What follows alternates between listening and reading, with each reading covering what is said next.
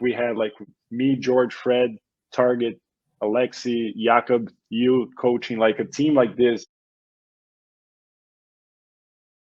I also do remember that Fred played a huge role in your success in 2009. I remember Fred came in and I said to you, I felt like in a way before this we were working against each other because Fred was so good, right? Like Fred's one of the greatest sprinters in history, just like Yep. yourself, you know. And I know that you recognize that, but I felt like this tension between the two of you. And the mistake that I made is I would put you in the same workouts all the time, like Fred and Cesar, Fred and Cesar, Fred and Cesar, friends. And so you're always comparing against each other. You're always racing each other. And that was not good. That's not smart coaching, right? So what I learned is that, okay, I've got to pick my spots where I can put these two next to each other, because they're just so good. You know, both of them are so good. And I remember having this conversation with both of you and saying, look, if we work together, we can go to the World Championships in Rome. And I can't tell you, as a coach, I'm not going to pick Fred over Cesar, Cesar over Fred. That's not fair for both of you. Like, I'm coaching both two of the greatest sprinters in history. But if you both go to the World Championships together and you've worked together for the past 6 months, I guarantee you're going to create a separation between the rest of the world. And then it's just going to come down to Fred and Cesar, and you two can figure it out yourselves. It's got nothing to do with me then. You know, like, you figure it out. And that's kind of the agreement that we had of like, okay, yeah, we'll work together. Now, and that's not saying that it was perfect all the time, but for the most part in 2009, I got the coaching right in terms of the when to put you together and when not to. And you two got the plan together of like, hey, when we're together, we're going to push each other to bring out the best in each other. For the most part, that worked, 95% perfectly, right? And so by the time we got to the World Championships, in my mind, and this is, not taking anything away from George Bovell, who's going to be listening to this. George Bovell is an incredible man, beautiful human, by the way, and an incredible talent. I mean, wins a medal in 2004 in the IM, and then becomes one of the fastest 50 freestylers in history. Like, come on. I mean, George Bovell's a freak talent, But it was certainly clear that at that point in time, Cesar and Fred were going to be probably fighting for the gold medal. In that case, like I really wanted him to be successful because he was a training partner. He was a friend in the pool. But at the same time, man, there's only one gold medal. So it's tough, man. It's a tough position for you as a coach. It's a tough position for us to work together, knowing that we are, helping our biggest rival.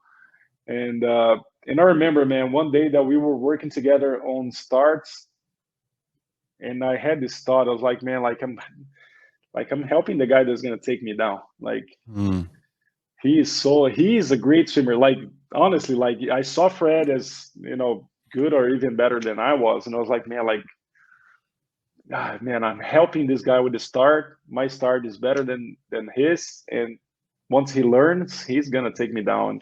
And we kept working for, I don't know, 30 or 40 minutes, and the whole time I was like, man, what are you doing, man? You're just pretty much just digging your own grave. Like what's happening here? But at the end, I remember we had that talk, and I remember like Fred just coming, talking to me, like, and I appreciate it. I was like, man, just thank you for, sharing the pool, sharing information with me.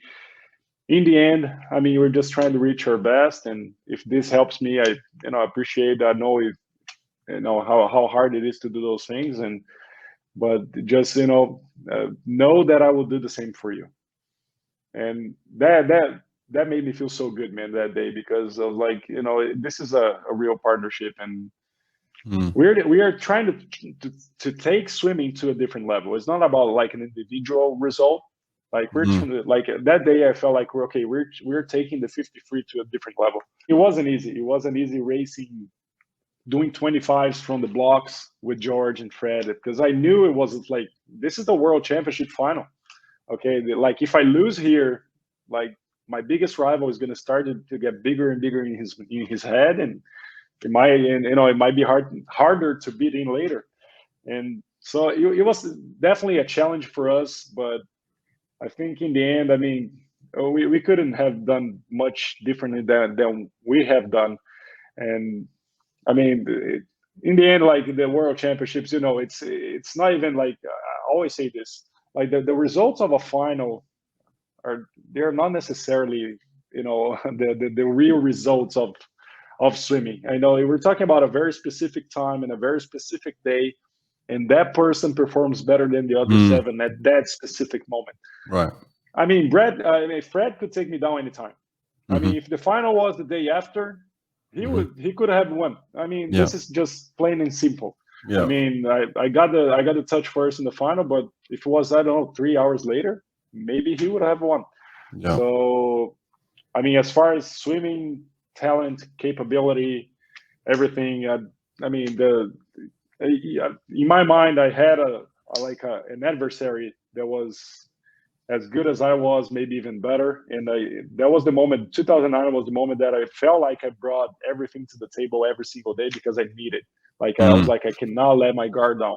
Like I have a warrior here that's not gonna make things easy, and he can take you down anytime.